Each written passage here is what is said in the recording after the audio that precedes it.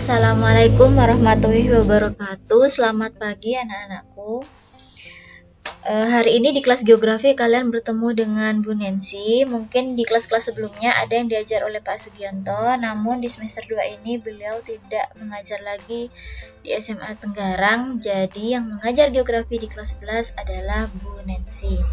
Oke, kali ini Bu Nancy akan memaparkan di awal itu KD-KD apa saja yang akan kita pelajari selama semester 2 dan juga garis besar materinya.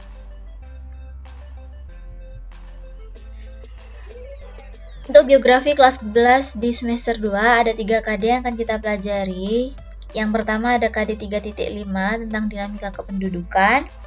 Yang kedua ada KD 6 tentang keragaman budaya, dan yang terakhir KD 3.7 tentang penanggulangan dan jenis bencana. Hari ini kita akan mulai dari KD 3.5 yaitu tentang dinamika kependudukan. Oke, materinya di dinamika pendudukan ini apa saja? Mari kita lihat. Ini adalah garis besar materinya.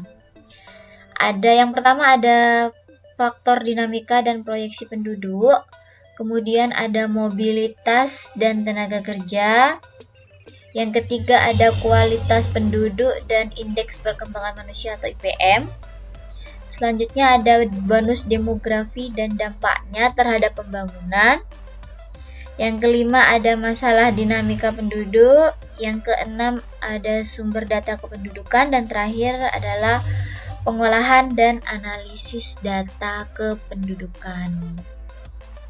Hari ini kita akan mulai dari garis besar materi yang pertama, yaitu tentang dinamika penduduk.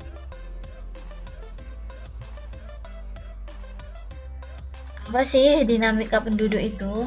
Ada dinamis, ada statis. Statis kan berarti artinya tetap. Nah, kalau dinamis kebalikannya, selalu mengalami perubahan.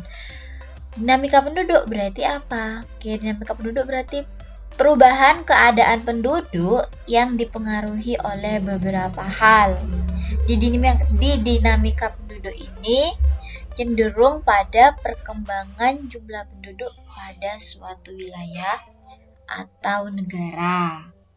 Intinya pokoknya dinamika penduduk itu jumlahnya penduduk yang selalu berubah-ubah, dan ini perubahannya cenderung perubahan mengalami peningkatan. Biasanya seperti itu di sebagian besar wilayah atau negara. Nah, sekarang apa sih yang menyebabkan terjadinya dinamika penduduk? Yang pertama ada natalitas atau kelahiran.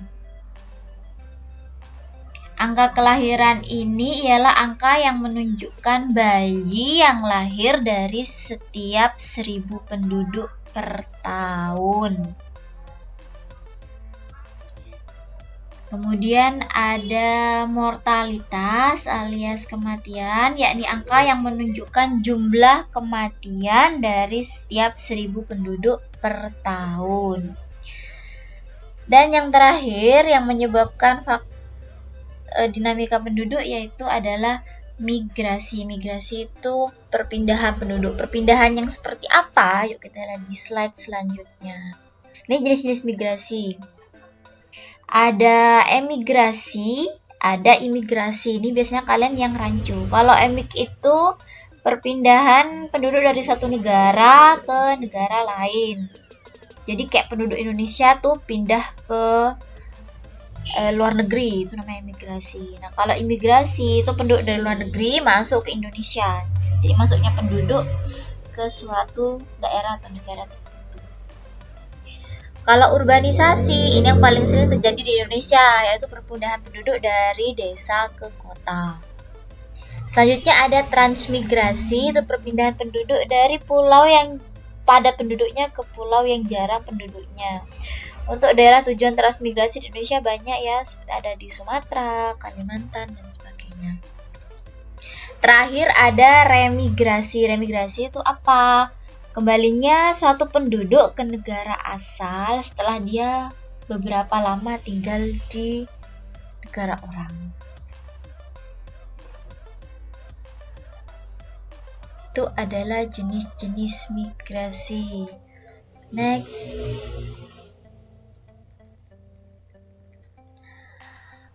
Migrasi itu memberikan dampak. Apa saja dampaknya? Yang pertama, seandainya semua orang melakukan migrasi yang jenis urbanisasi, artinya orang desa banyak yang pindah ke kota, itu bisa menyebabkan hasil pertanian menurun. Kenapa? Karena di desa mengalami penurunan orang-orang yang mau bekerja sebagai petani.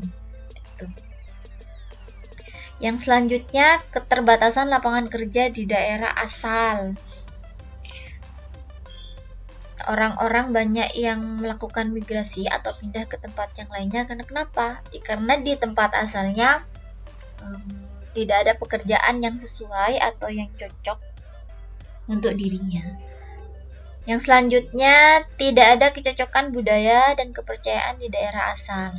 Biasanya seseorang kalau di tempat tinggalnya itu merasa tidak cocok sama budayanya, apalagi sama kepercayaannya, dia tidak betah tinggal di sana. Akhirnya apa? Dia akan pindah ke daerah lain. Yang terakhir yaitu terjadinya bencana alam.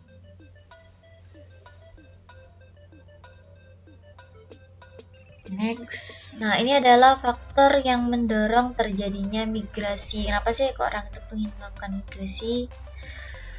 Biasanya yang pertama, ingin mendapatkan pekerjaan yang lebih layak.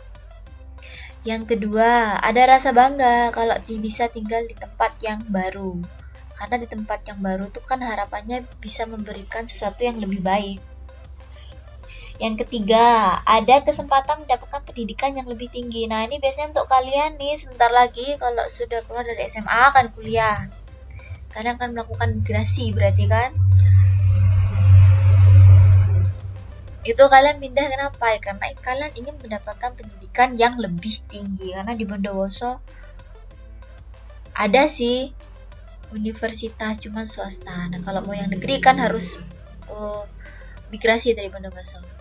Yang selanjutnya ada kesempatan mendapatkan penghasilan yang lebih tinggi. Nah, ini biasanya yang paling banyak dilakukan. Orang itu merantau ke kota-kota besar karena apa? Harapannya bisa mendapatkan penghasilan yang lebih banyak.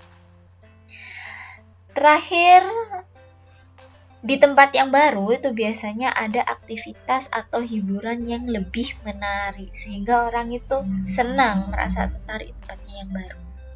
Oke, itu adalah beberapa faktor pendorong migrasi. Faktor yang lain masih banyak lagi, bisa kalian cari sendiri. Next, tugas untuk hari ini bisa dibaca, terus kemudian setelah membaca pernyataan itu, kalian analisis kira-kira apa sih yang akan dihadapi oleh kota Surabaya di masa mendatang dengan fenomena itu, dan gimana upaya untuk mengatasinya. Seperti itu. Nah, hasil pekerjaan bisa dikumpulkan dalam bentuk Word atau PDF atau tulisan tapi yang bagus dan rapi dan bolpennya terang. Terus difoto. Kalau yang tulisan difoto, terus diunggah ke GC. Jika ada pertanyaan yang masih belum dipahami, bisa langsung japri Bu Nancy by WA.